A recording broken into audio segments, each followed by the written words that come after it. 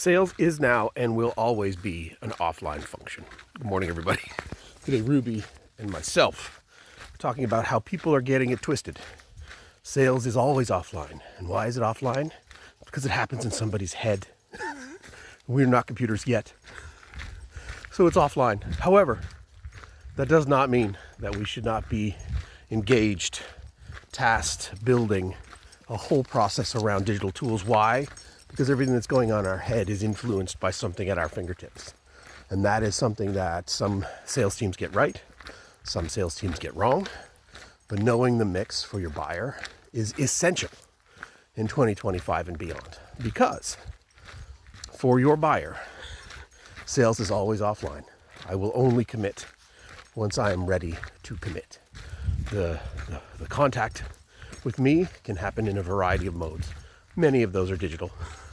Much of my research will be digital, but all of that is tied back to an offline conversation.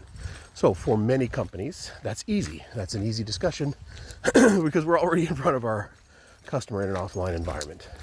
But that's not how it always works. What about the times when we want to be connected digitally? And let's be very clear. I'm not considering a Teams call or a Zoom call online. It's offline. Because you're dealing with the human, and that human is making a decision based upon what you're sharing with them in a process that they don't see as any different than buying something at the store. Maybe that's how it is. So, we're going up a hill. We're trying to figure out how to navigate a buying process with people that we know are making decisions offline. And that's a hard thing to do. So, my nose is running. What does that mean for our buyer? So our buyers are now thinking about this in a whole different way. They don't see things as online or offline. They see this as decision making. And so whether I get information from G2 or Google or ChatGPT or whatever, I'm still trying to figure out, is this the right thing for me? So what I'm looking for as your buyer is an online, offline coordination. I will do some things online. I will do many things offline. What does that mean for you as my salesperson? So for today, think about that. We don't want everything to be wholly offline, meaning I must meet with you in your office or you must come to this conference and we must talk in person. It's not how it works. And it's not purely digital. We are going to send you this PDF and it will make everything better. That's not how it works either. Sales is an offline function. How do I make a decision? What influence do your tools give me, online or offline? Mostly online, because that's where information is passed. That's the thing that a lot of companies don't realize, is that the information is passed digitally. Decisions are made analog.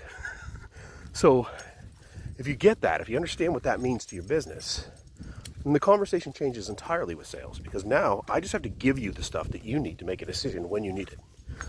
And that might be a PDF file.